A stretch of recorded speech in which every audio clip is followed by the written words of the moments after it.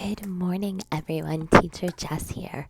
So, I wanted to take a moment today to talk about dropping secondary rewards. What? What are you talking about, teacher? Okay, so some of us do teach upper levels. I teach levels 1 through level 6. I have never taught a level 7 yet. So, I can't speak for level 7 or 8. I have basic, never taught any. So, let's talk about upper level 3s, 4s, and 5s. A lot of times, some of our rewards, like 2D, magnetic things, and find a stars, those are a little childish for some of our older kids. And I'm not talking about age wise, I'm talking about their mental state. All right. So, what I like to do is I like to use extension throughout the lesson. For instance, right now I am in level 4, unit 12. About India. My student goes way off topic if I use secondary rewards. So, what do I do instead? I will use different things in the lesson to ask them personal questions. One of the vocabulary words was flood. So instead of asking him, circle the picture of a flood or tell me about a flood you saw, something like that, I asked him, what would you do in a flood? Not only does this reinforce the vocabulary words, but it also gets them thinking critically.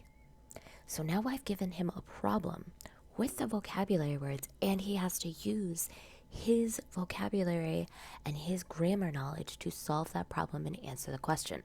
So it was 4 different things I hit with just one question.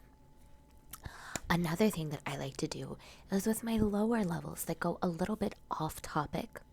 If I use secondary rewards, I like to play phonics tic-tac-toe or sight word tic-tac-toe. And I will show you an example. So, you got the tic-tac-toe board in your slide, right? So for this particular student, we were doing long A words. So I started with page. And then the student will write on I usually use the blank slide, write another long A word for me. And they chose safe. And you can just play like that until someone wins. Another way you can do it is you can also do phonics words like mop. And then ask them for the long vowel word, mope.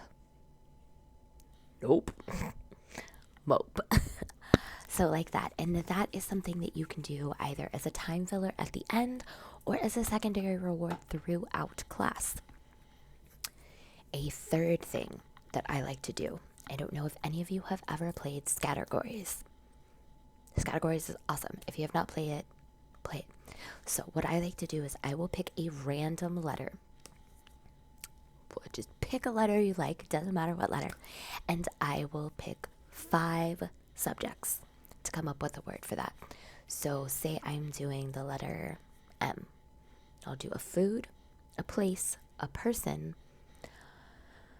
a hobby, and what's a 5th one? I don't know. You guys let me know. But then they could do milk, mom, mall, different things, and have them come up with different words that start with that letter. Another thing you can do is you can pick 5 letters. It's kind of similar to category 5 letters and make a funny sentence. Like I did with one of my students one time, we did their name. So I'm going to use a different name, not that name. Let's use my name, Jess. Okay. So the first reward, they'll get to pick a word for the first letter. Usually I'm like, let's pick a subject. So, Jane. And then the next 2 words, I'll say, let's think of some verbs. What does the subject do? Jane eats. Okay. The next reward, what does Jane eat? Spicy. Spicy. The next reward, what does Jane eat that is spicy? Spicy sushi. Jane eats spicy sushi. So it's just a fun thing that gets them thinking of something that's related to the lesson but not so much that they're hyper focused and they're losing focus. Because if you're like me and your students are like me, if you are too focused on one thing, as soon as any little thing distracts you, your focus is gone. Like, it's not there, non existent. So, these are just some of the things that I like to use with my students. Please remember that not every student is the same and not every family is the same. Sometimes you're going to have parents who don't want you to stray from the very simple give and take rewards. Some parents are going to want you to throw it all out the window, all the curriculum, and just focus on conversation. So keep that in mind when you're using new things in your classroom. Every student is different and every family is different. So try to remember that. If you guys have any questions, concerns, want to see anything, let me know. Daylight savings time has been a saving grace for me. I feel so well rested. I hope you guys are feeling the same way. If not, I'm sorry. But I will see you guys next time. Happy teaching!